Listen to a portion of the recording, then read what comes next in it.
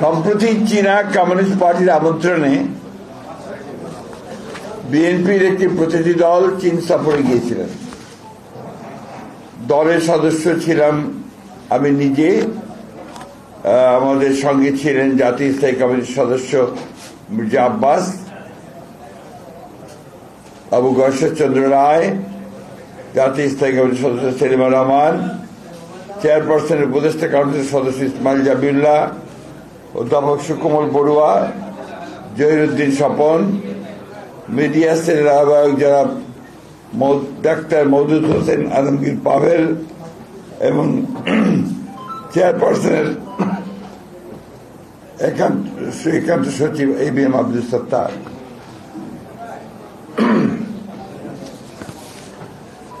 পৃথিবীর বিভিন্ন দেশের রাজনৈতিক দলের সাথে সফর বিনিময় চীনা কমিউনিস্ট পার্টির একটি প্রতিষ্ঠিত ঐতিহ্য। এরই ধারাবাহিকতায় ইতিপূর্বে বাংলাদেশ জাতীয়তাবাদী দল বিএনপির এক প্রতিনিধি দল সম্প্রতি চীন সফর করেছে। 5 দিনব্যাপী এই সফরে আমরা চীনা কমিউনিস্ট পার্টি এবং চীন সরকারের একাধিক গুরুত্বপূর্ণ ব্যক্তির সাথে মত বিনিময় করার সুযোগ পেয়েছি, যাদের মধ্যে ছিলেন গুরুত্বপূর্ণ চীনের কমিউনিস্ট পার্টির পলিটিক্যাল ব্যুরোর সদস্য এবং ন্যাশনাল পিপলস কংগ্রেসের স্থায়ী কমিটির ভাইস চেয়ারম্যান লি হংসং, সিপিসি কেন্দ্রীয় কমিটির আন্তর্জাতিক বিভাগের মন্ত্রী মিস্টার লিউ জিয়ানশাও, সিপিসি কেন্দ্রীয় কমিটির আন্তর্জাতিক বিভাগের ভাইস মিনিস্টার মিসেস সান হিয়ান। আপনারা জানেন যে বাংলাদেশ চীন কূটনৈতিক সম্পর্কের সুবর্ণ জয়ন্তী সম্প্রতি উদযাপিত হচ্ছে। এটা সেই ঐতিহাসিক সম্পর্ক যা শহীদ রাষ্ট্রপতি জিয়া রহমানের চীন সফরের মধ্য দিয়ে সূচিত হয়েছিল এবং যা পরবর্তীতে দেশনেত্রী বেগম খালেদা জিয়ার প্রধানমন্ত্রিত্বকালে সফরের মাধ্যমে আরো ঘনিষ্ঠতর হয়েছে। প্রতিটি বৈঠকে চীনা নেতৃবৃন্দ বাংলাদেশ চীন সম্পর্কে উন্নয়নে এই দুই ব্যক্তিত্বের অবদান সসম্মানে ব্যক্ত করেছেন।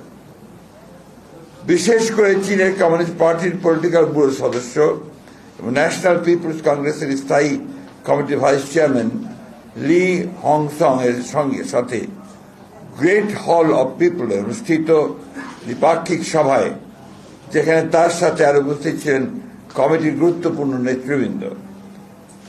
এ সময় আমাদের দ্ব্যর্থহীনভাবে এক চীন নীতির প্রতি আমাদের দলীয় অবস্থান আমরা অত্যন্ত দৃঢ়ভাবে উচ্চারণ করেছি।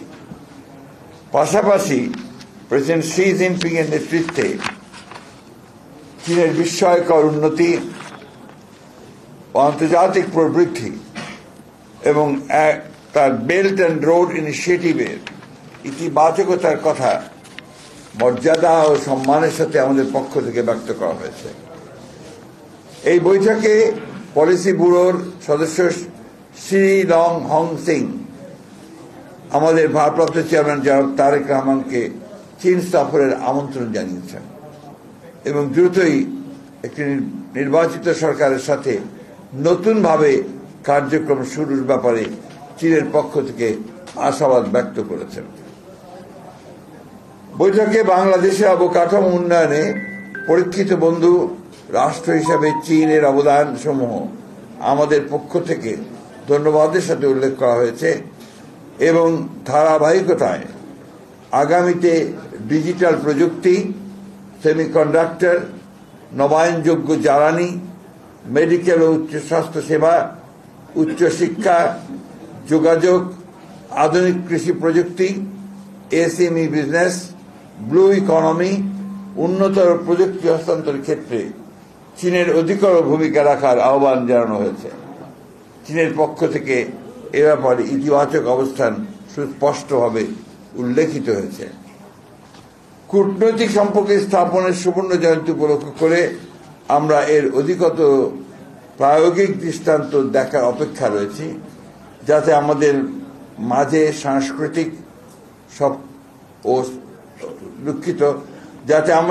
সাংস্কৃতিক সফর বিনিময় প্রযুক্তি হস্তান্তরের মাধ্যমে সেটা আরো দৃঢ়তর হতে পারে।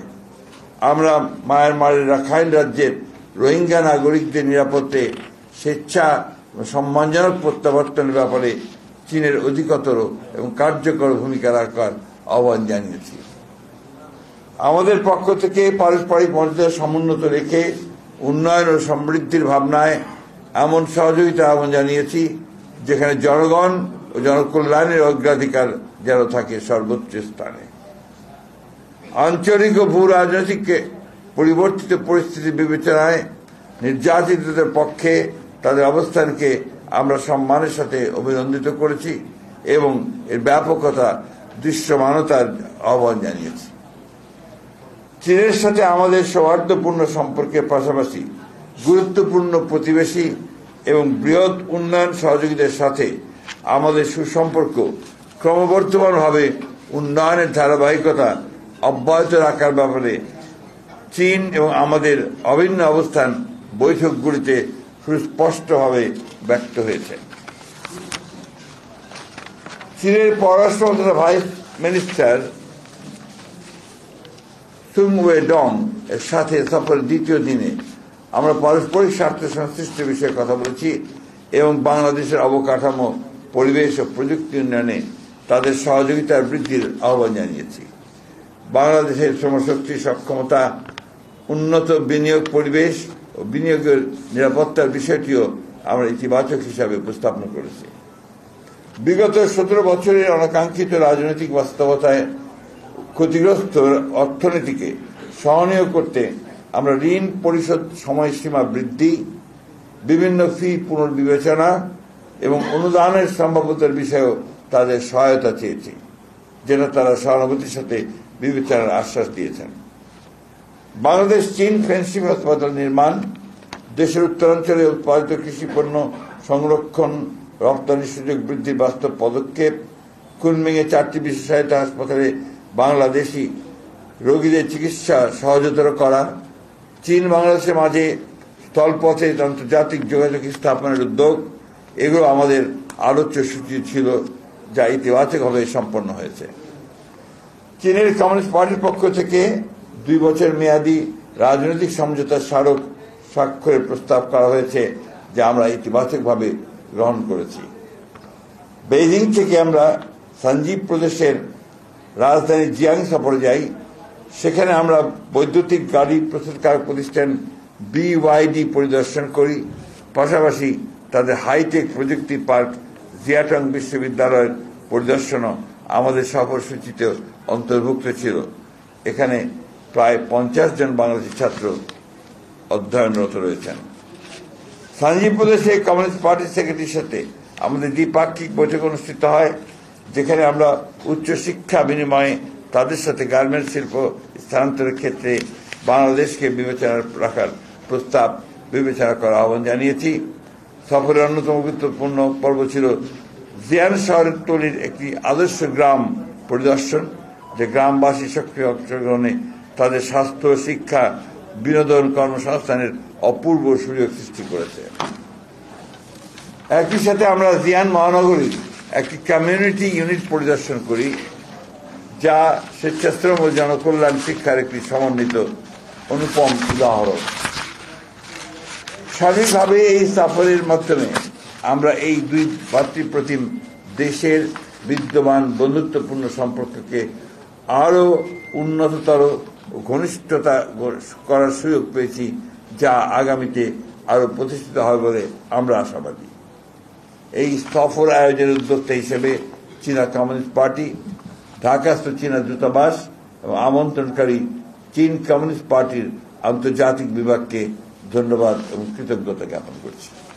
সেই সঙ্গে আমি ব্যক্তিগতভাবে আমার সফর সঙ্গী যারা ছিলেন তাদের সার্বিক সহযোগিতা এবং তাদের যোগ্য যে অংশগ্রহণ এই সফরকে আরও সমৃদ্ধ করেছে বলে আমি বিশ্বাস করি।